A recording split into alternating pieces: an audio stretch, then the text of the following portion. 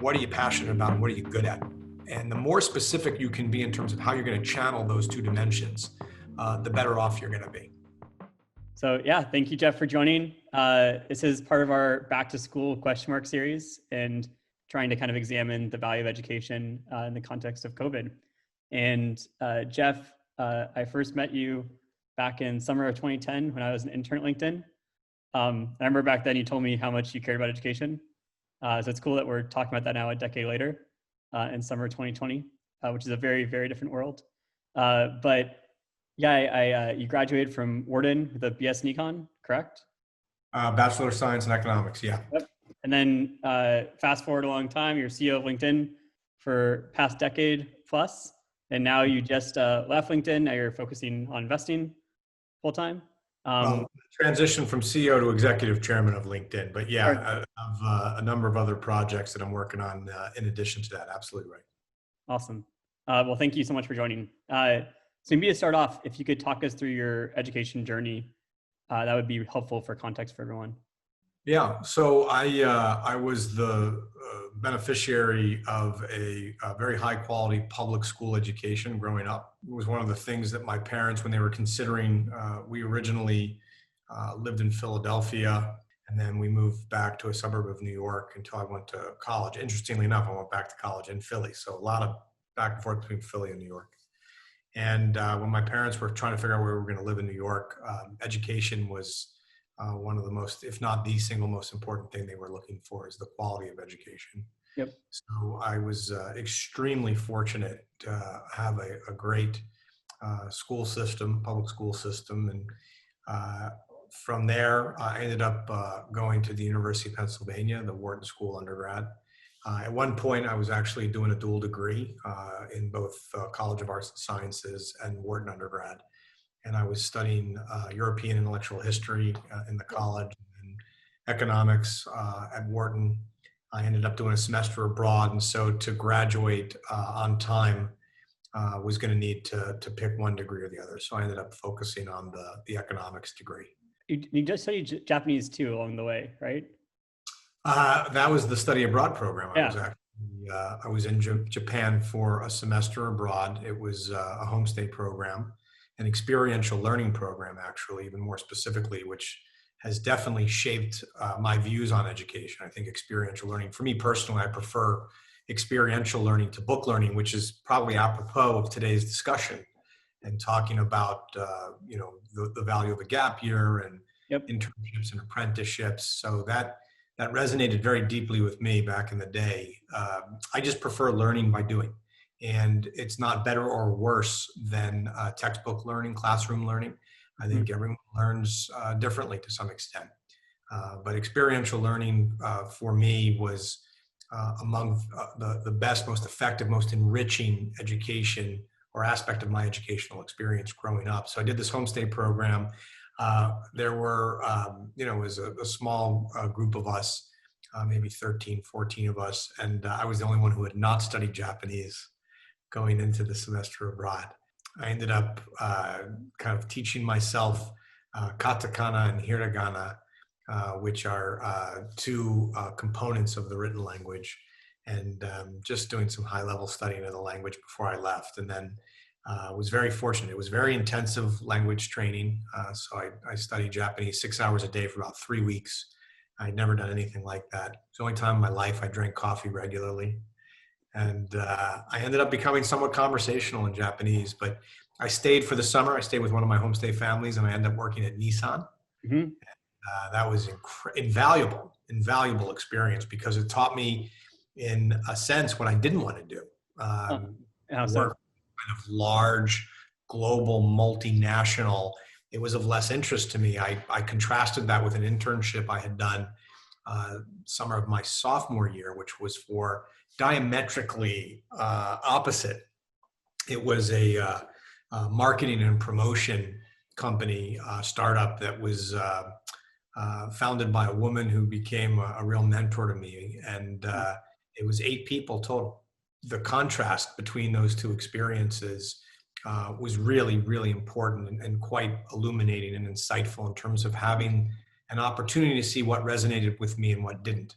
And always tell folks if they don't know what it is that they're best at, their skills, and they don't know what they're most passionate about, to just try different things, because it's a big world out there.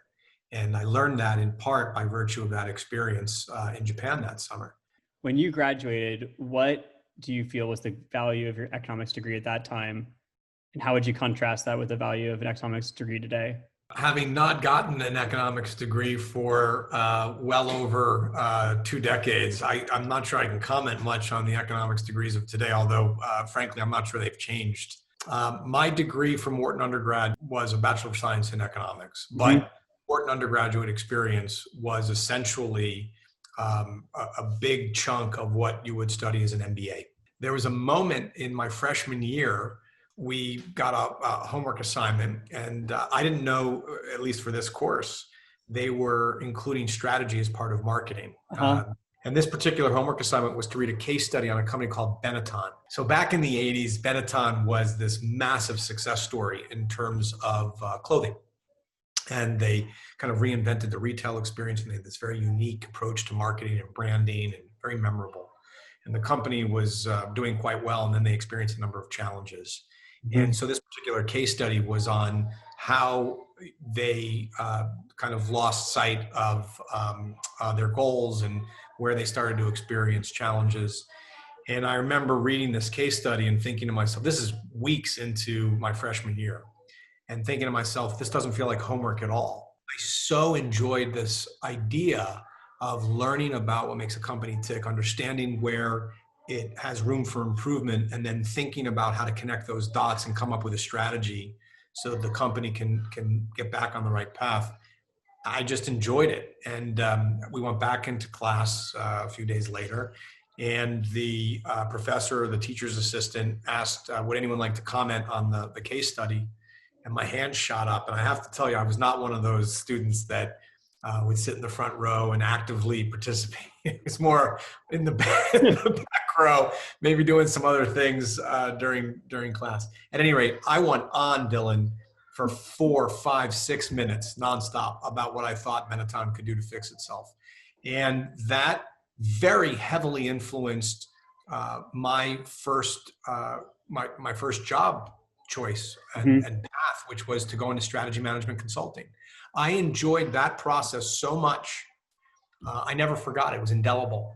Jennifer, the woman who gave me that internship my sophomore year, there's a number of themes here that I think are going to be relevant for today's audience, but Jennifer introduced me to a strategy management consulting firm, and a friend of hers was a partner there, and that opened the door, and I interviewed and I got the job, and that was my first job out of school. And how did you meet them in the first place? Interview process. At Wharton back then, it's hard to believe. There was no Google. We didn't have email accounts.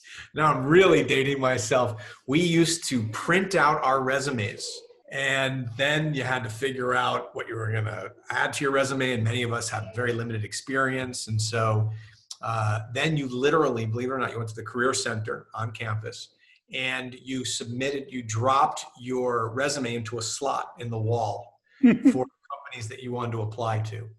And so I did that. I did that for a number of the consulting firms, and I got interviews at a number of them. And I ended up getting an offer with this particular firm, and that's where I started. For you, it sounds like a big part of the value of college was the learning of the skills, the network, being able to access these different opportunities.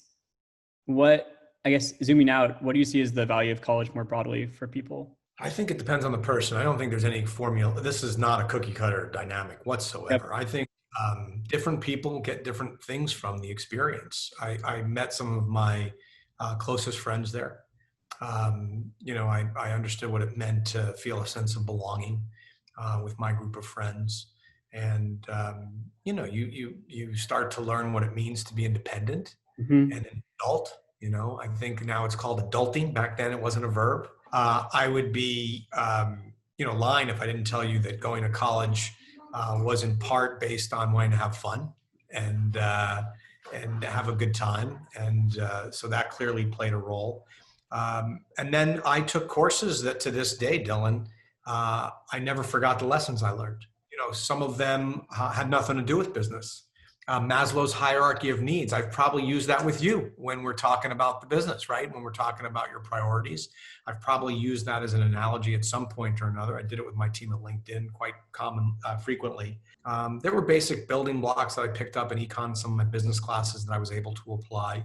But a lot of the stuff that I learned that I took with me was about human nature, biological basis of behavior, how our instincts are wired into us. The importance and the unintended consequences of forming in groups. Those are things that I still draw upon to this day.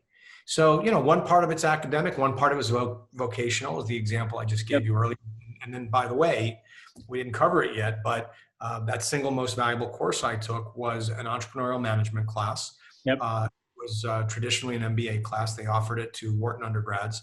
And in that entrepreneurial management, the assignment was to consult small businesses in the Philadelphia area.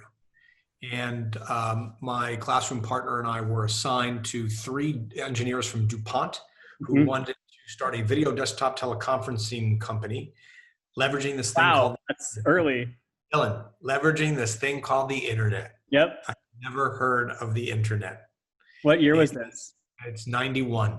They started to describe it and what it could do. And, it was like, whoa, my mind was blown. I was like, my gosh, the implications for this are staggering in terms of commercial applications, educational applications, et cetera, et cetera. And they said, whoa, on the commercial front, in terms of businesses, you're not going to be able to use it for business purposes specifically. Otherwise, the academicians and the engineers and the scientists who are on these internet relay chats, who are the ones who are using it to communicate, they'll flame you. And I was like, flame you? What does that mean? And they're like, oh, it's what happens when someone within the community says the wrong thing or kind of upsets other people, and they just won't tolerate people trying to turn a profit from the internet. And so in some regards, they were wildly ahead of their time. And in other regards, they were a bit off. And then sure enough, I ended up connecting with a friend that I had grown up with from my hometown later that summer. And he was talking about the browser. He was talking about Mosaic and how it was going to change the world. The internet was the commercial internet, the consumer internet was going to change the world. And so that was another example of how my college experience, and more specifically my classroom experience and my academic experience, would change my perspective. And that was obviously something that I carry with me to this day, the importance of internet and digital infrastructure. When I think back to LinkedIn, I mean, the vision statement has been pretty similar over the past decade. I don't know if it's changed at all, but not changed. So as I remember, it's like create economic opportunity for everyone in the global workforce. Is that right? Global workforce. Dylan, does everyone in the audience know you were an intern at LinkedIn? Yeah, 2010, summer 2010. Dylan had it. Whatever it is, Dylan had it. Thanks, Jeff. And he was an intern at LinkedIn. He was surrounded by people who were at least 5 to 10 years older. And to watch the way people took to Dylan, and to watch the way he was asked to lead just during this summer internship on some special projects he was working on. It's to this day, I'm not sure I've ever seen anything like it. Dylan at the time was asked to present at our corporate all hands because the project he was working on was so impressive. And I tried so hard to make sure we could recruit Dylan and he would stick around. And deep down, I knew it wasn't going to happen, but I did try. And then I told Dylan as he was leaving to go back to school, I said, look, man, I think you're a special talent. And I think one day you're going to start a company. And when you do, not if, but when, you give me a call and I'll fund it. I'll fund it. And he took me up on it. So several years later, I got a call from Dylan. He said, I have this idea with my friend Evan, and we're going to make creativity. We're going to democratize creativity, and we're going to make it so that everyone has access to design tools. We're going to level the playing field. And I said, okay, what are you going to call it? He said, Figma. I said, oh, all right. Yeah, well, I'll fund it. That was it. That was I it. haven't heard that read in a while. Thanks, Jeff. That's how talented and special Dylan was. I mean, it was a pretty incredible internship, and the fact that people let me run with so much and work with me so closely, despite my age, was, I think, a testament to LinkedIn's culture. I mean, I learned so much that summer. It was a huge highlight for me. and also very hard to go back to school afterwards, honestly. Because Well, it was like I was going back. I'm like, man, like I was learning a lot more a month ago, but in very different ways, of course. well, and Dylan, I don't know if you've already talked about it in some of the other interviews you've been doing around this subject, but why were you learning so much? And what about that on-the-job experience resonated so well with you Yep. that you elected to pursue the Teal Fellowship and actually hit the pause button on your academic studies to go into the world of work at such a young age? First off, there is a technical part. So I got to work with Pete Skomrock, DJ Patil, and this amazing data science team.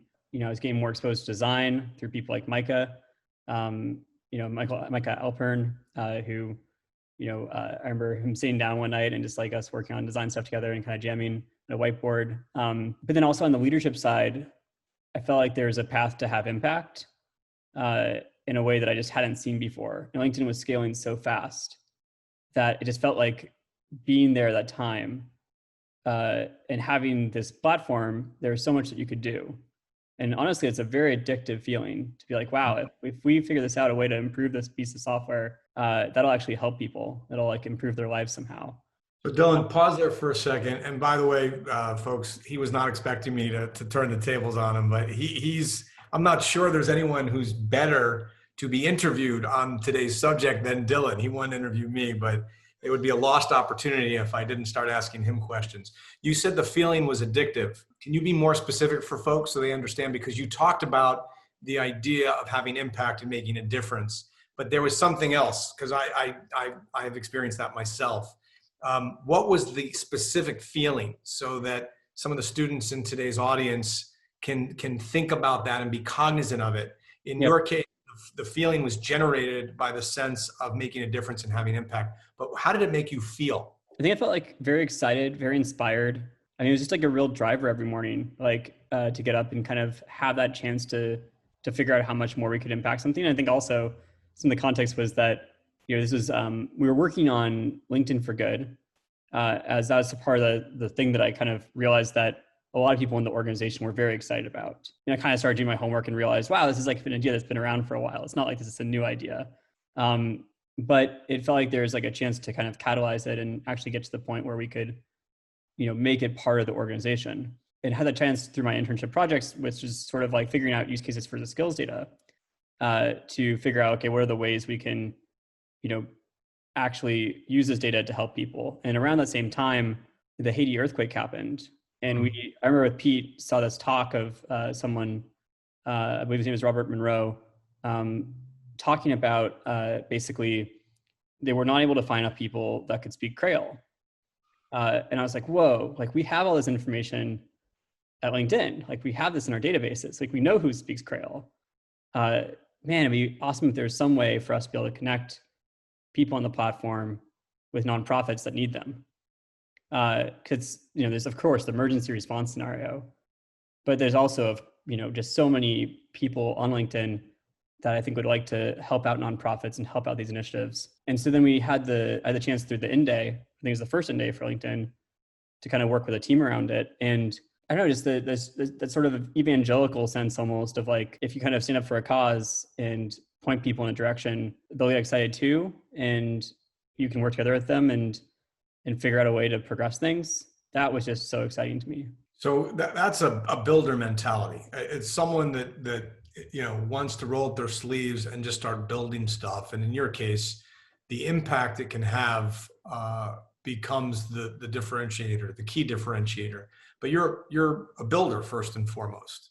And so that may be one of the things that for folks that are thinking about whether or not to take a gap year and whether or not to go back to school. Yep. It really starts with understanding what you're good at and what you love to do. And that to me is at the crux of any career path. It's the first piece of advice I give to anyone who asks me about how to have a quote unquote successful career. I say quote unquote because success for me is not necessarily how it's defined conventionally. Success is about enabling people to realize their potential, to pursue their passion, to have impact, et cetera. And to me, that starts with a clear understanding of knowing what it is you ultimately want to accomplish. So you look out 40, 50 years from now and then look back on your career? What do you want to say you accomplished? And that should be optimized for both passion and skill and not one at the exclusion of the other. And what you were just describing is someone who found that sweet spot at a very, very young age. For those out there that are still in school and don't have that kind of clarity, recognize not only is there nothing wrong with that, but it's perfectly natural. I think, I was very young when I first realized that I wanted to be involved in some way, shape, or form in educational reform. Mhm. And I think I was maybe roughly 15 years old. Wow. And education reform has colored every career decision I've made ever since. It even influenced where I went to school. And I've had one foot in the world of education my entire career. It was one of the things that drew me to the internet, was this great democratizer of the flow of information. Dylan, you were fortunate enough to know what you were good at and to know what you loved. And interestingly enough, the context was less important at the time. You Mhm. just wanted to make a difference. You wanted to have a positive impact on the world around you. That would later manifest itself in starting Figma. But interestingly enough, there were aspects of what you just described that were specifically oriented around the design process. It wasn't Mhm. building, generally speaking. It was, how do you design a product that can impact people's lives for the better? So having that kind of clarity for anyone out there that's trying to figure out what they want to do, it really starts with asking yourself, what are you passionate about and what are you good at? And the more specific you can be in terms of how you're going to channel those two dimensions, the better off you're going to be. Is that how you see yourself, the builder archetype, or is it something else, Jeff? I never saw myself as a builder. It turned out I love to build, and I became, I think CEOs typically come up through the ranks through a specific domain or Yep. a functional area, if not more than one. You are almost equally adept, Dylan, at engineering and product management and design, which is quite unusual. And Not sure about that, but thank you. you've become a bit of an autodidact, self-taught with regard to go-to-market strategies in the business now. For me, I enjoy strategies. I mentioned earlier, I enjoy the idea of building a business. I also am quite drawn to product. Yep. And I think if you were to double click on that, just understanding value propositions, unmet needs, how to meet those unmet needs, what resonates with me, taste making in terms of understanding what's a good product versus a great product, and working with incredible product talent and working with the engineers that bring this stuff to life, working with the designers. I have a kind of a special place in my heart for that part of the work, although I enjoy all aspects of running a company and building a business. You can ultimately run a company just by virtue of being really good or having a lot of experience in one domain, Mhm. which is normally the case, and you can leverage that over time. What would be your advice to someone who's trying to figure out what they're passionate about right now? Pay attention, be quite mindful to what's resonating. Back when I was in school, back when I was trying to figure out what I wanted to do, or shortly thereafter when I first graduated, I read a lot of news, voracious newspapers, magazines, trade magazines, and today I do all of that online. But I used to talk about how when reading, I can't say newspaper anymore, reading the news or going to your favorite sites for news and information, paying very close attention to what's drawing your interest, paying very close attention to the stuff that you go to that you're naturally inclined to learn about, that you get really excited to learn about. Tech Meme is a site that I frequent multiple times a day. A lot of people in the Valley in the tech industry do. And it's a great example of that dynamic where I can see what's going on throughout the industry in a lot of different sectors within the tech industry. And to me, that's never been work. It's something I do quite naturally, something I really enjoy doing. So back then, 25 plus years ago, I absolutely loved all things related to the media industry. My father worked at CBS, the television network, for many years. So when I was really little, 6, 7, 8 years old, I used to read my father's trade magazines, Variety, Hollywood Reporter. I couldn't get enough. Mhm. I was fascinated by the business of media. you got to pay attention to those cues, that the stuff that you love. The example I gave you in Marketing 101 when I was given that case study, and how it didn't feel like work. Yep. What resonates with you? What's the stuff that really gets you going? That's how to start to identify the skills or rather the passions. And then to the extent you're not sure, just pay attention, try different things. Purposefully put yourself in situations where you're going to be exposed to as diverse an array of segments and industries and opportunities and interests and knowledge bases that you possibly can. And people, by the way, what kind of people are you drawn to? What skills do they have? What areas of focus do they have? I think these are all ways that we can get better in touch with the things that we're passionate about. On an individual level, how do you think about the economic trade-off of like going to debt so that you can explore versus doubling down and finding some path right away that that you can, you're not sure you're passionate about it, but it'll at least lead to a job. Yeah, it's and a return. For so many people, this is the question, right? This is kind of the definitive question. I was very fortunate insofar as my parents were able to pay for my tuition. And I had worked hard even before college so that I could pay for the things beyond my tuition. And so I very thankfully was able to avoid taking on student debt. And I know for so many today, that can be an absolutely crushing burden. And so people are given this almost impossible choice between getting the education they think they need to pursue the path that they want to pursue and taking on all of that debt. What I would start by saying is I think the landscape today is very different than it was even 10 years ago. I don't think there is only one path today, Dylan. I think the idea that you have to go to and get your traditional 4-year diploma and take on that debt if you can't afford it for whatever reason, I don't think that's the only way. I do think there are enough tools out there now, online courses, Yep. Internships, by way of example, coding bootcamp, although there's, it doesn't just have to be in the realm of engineering, where people can begin to teach themselves the skills, learn the skills, and increasingly you're finding employers who are looking well past traditional backgrounds. At LinkedIn alone, we started multiple apprenticeship programs, engineering, sales, even recruiting itself, that created opportunities for people with non-traditional backgrounds who didn't necessarily have a 4-year diploma. And I think more and more organizations are doing that. So, I do think if for whatever reason, taking on that kind of student debt feels really uncomfortable, I do think there's other alternatives today. Now, I think for a good number of people, they are willing to take on that debt because they believe, and perhaps rightfully so, that a degree and a college education could provide them a real advantage as they're embarking on their career path, not only in terms of the skills, but in terms of the people you meet, Yep. and the network that you build, and the folks that can ultimately open doors for you and mentor you and advise you. It's important to be somewhat practical. What kind of career are you interested in?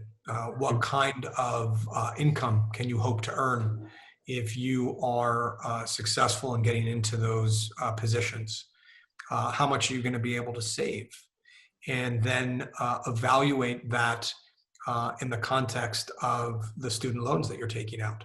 Yep. And make sure that that is an equation that makes sense and that adds up, and that's not going to create this prohibitively high bar in terms of what it's going to take for you to pay down your student debt, or create so much stress and such a burden that it's going to be very difficult to stay focused and be able to go about your work in a way where you're not constantly reminded and you don't constantly have that stress of being able to repay the debt. So those are some of the considerations. I think there are definitely folks to talk to who've gone through it and who have felt that and borrowed the money and would know more about that experience than I would. But that would be some things to think about off the top of my head. For a lot of people, as you implied, it's going to college is seen as part of,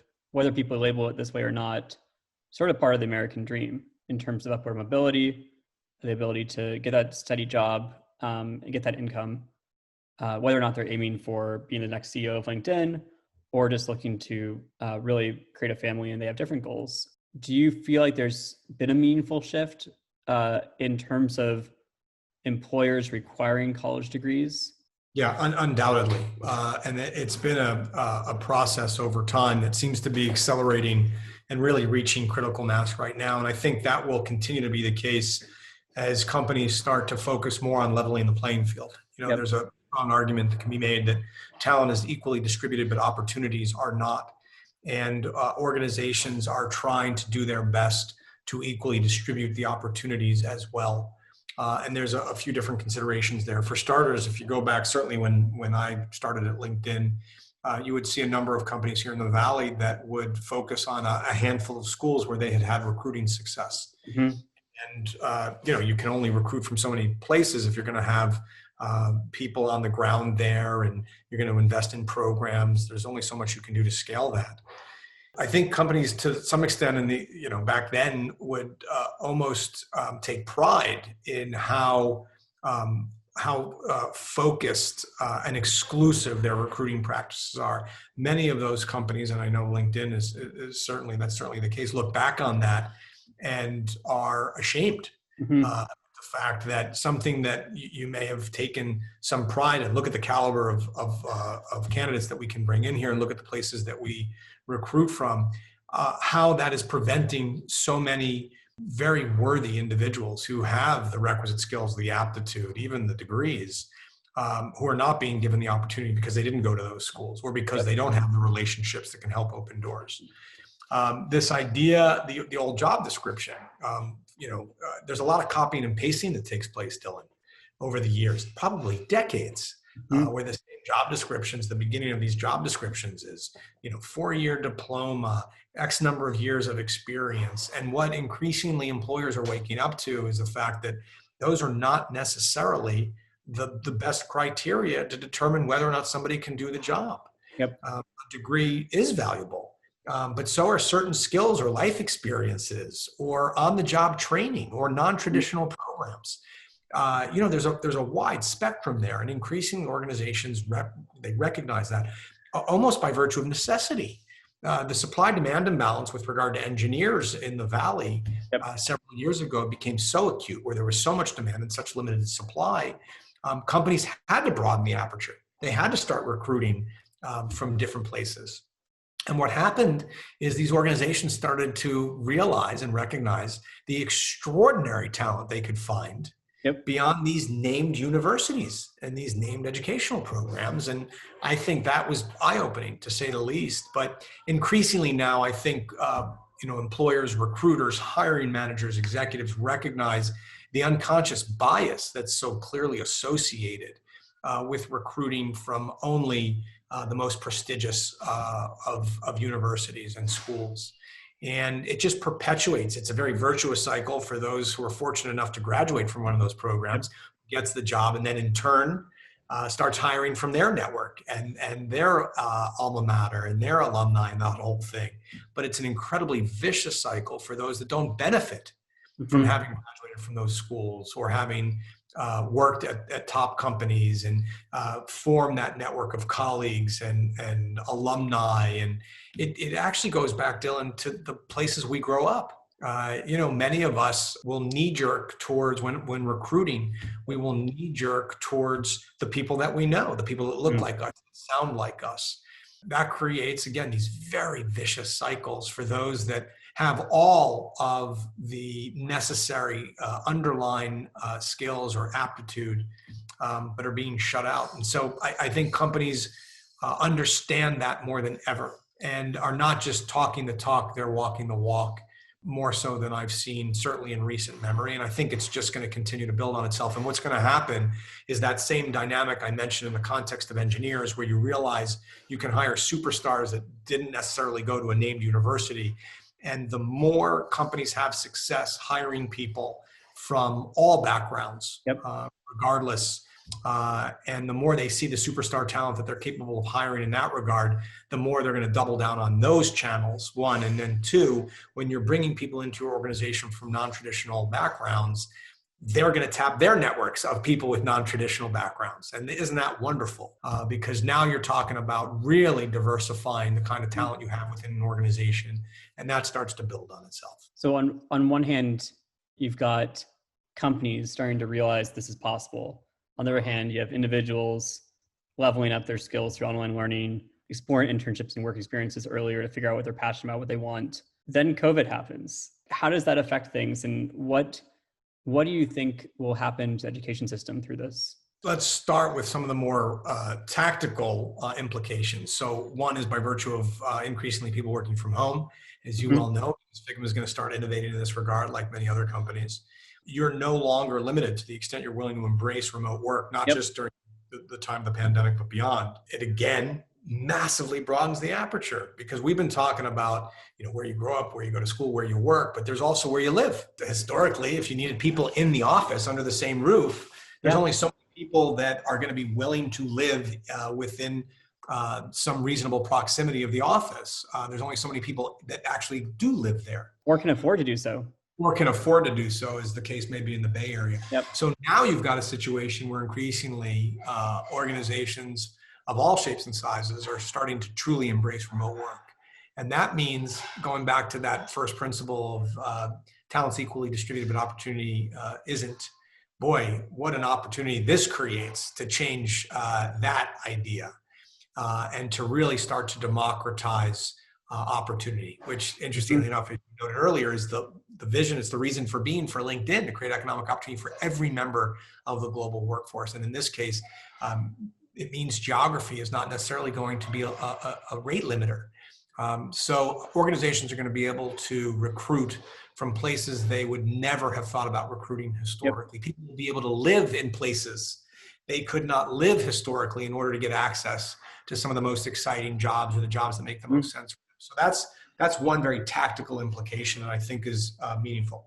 Another is school. So I think what we're going to find in very short order, it's August 5th now, and we're getting closer to back to school. I think in the spring, there was kind of a growing debate of students that were petitioning their schools for refunds in terms of their tuition, saying that they didn't sign up for distance learning. The on-campus presence and the sense of community and the access to professors in person, all of that was part of what they were paying for, and schools were saying, no, it's too late at this point. Come the fall, that gets reset. And so there's increasingly going to be a pretty significant segment of the student population that is now questioning whether or not they want to write that check. They want to take on the debt that you were talking about earlier for distance learning. And so increasingly, you really do have to question everything. All of these kind of assumptions that people almost took for granted in terms of the value of a college degree and the implicit importance of an on-campus presence, that's now all being questioned. And rightfully so. It's healthy. It's healthy to question it. I think where people come out on the answers is going to be different depending on their program, depending on who they are, depending on what they want to do, depending on what they're studying, depending on how much they're paying. There are so many variables that will go into that equation, but it's about to change. We are about to hit a very significant inflection point. I do think some of the more forward-thinking college programs are taking their distance learning games to the next level. Mm-hmm. So I don't know how much will be lost in translation by virtue of not being physically on campus. I do think for those students that really valued the social dynamics and for whom the sense of community, both amongst the student population and then with the professors and the teaching assistants and the RAs, the whole thing, if you value that, maybe you're going to hit the pause button. Maybe you're going to take the gap year.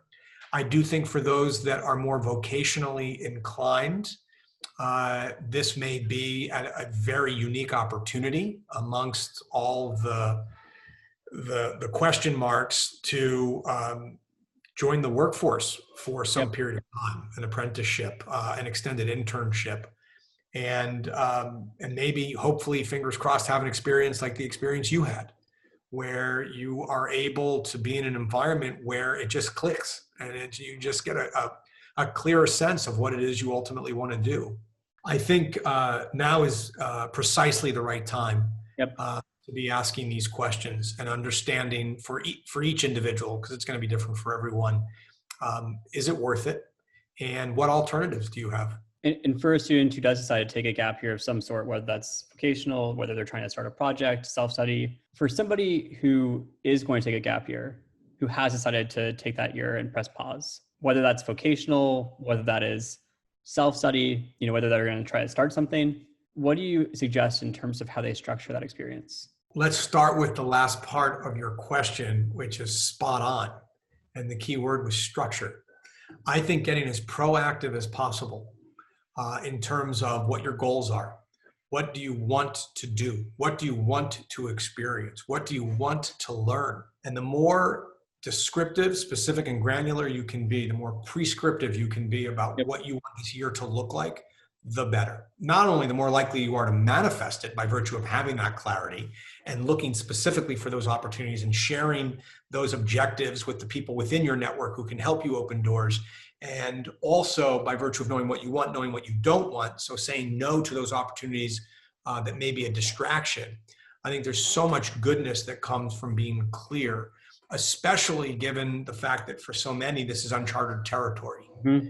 And so you want to make sure that you are avoiding a situation where you're kind of making it up as you go, because it's going to have a fairly material opportunity cost. And so I think it's really important that as proactively as possible, the folks who are thinking about doing something non-traditional really think through what it is that they're trying to accomplish and how best they can accomplish it. And it's almost like a mini career pathing exercise, Dylan, where it comes back to the same dynamics we were talking about earlier. What do you love to do? What are you good at? What do you want to, I would add a third dimension. What do you want to learn? Mm-hmm. What do you want to learn about yourself? What do you want to learn about a particular company? What do you want to learn about a particular industry? What do you want to learn about how to build a company, run a company, how to be a better engineer, how to be a better marketer, how to be a better salesperson? Do you just want to expose yourself to something you'd never even considered historically? So you get a better sense of whether or not that's something you're interested in. Yep. And you have a true passion.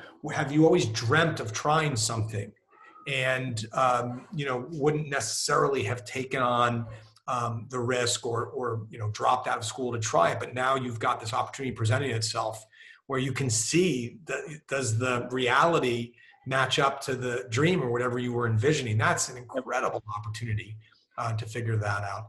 And I don't think it should be limited to work, by the way. I think travel, getting out there and putting yourself in different situations. And again, obviously with regard to travel, it's going to be very much limited by where you're thinking about going and by virtue of the pandemic. But it is an opportunity to try some different things, to put yourself in different situations. If you're going to leave a student that's listening with one piece of advice, what would it be? I think it comes back to a theme that we've been touching on a number of different times. It's the importance of knowing what it is you ultimately want to accomplish. And while I normally talk about that over the long arc of one's career, I think in this particular case, it's applicable to the next year. What do you want to accomplish in this next year? And for those of you that are fortunate enough to know what your passion is and what you're good at, I would try to optimize for that. And for those of you that are still trying to learn, which is perfectly natural, what you're best at and what you're most passionate about, put yourself in a situation to experience as much as possible so you start to gain a clearer idea of what it is you love to do and what it is that you're best at. Jeff, thank you so much. And it's been awesome talking with you today. And I hope that people listening are able to get as much out of this as I did. I really appreciate that. Oh, well, I love doing it. And thank you for allowing yourself to be interviewed for a portion of today's program. Hopefully people are able to take note, because there's few people, if any, I've met that are more talented and more able to take full advantage of their gifts than Dylan. And so he has so much to teach so many of us in terms of how to pursue a path like this, and how to be a builder, and how to build incredible teams, and make a real difference in the world. So thank you, Dylan, for everything that you're doing to be such an incredible example. Thanks, Jeff. Thank you.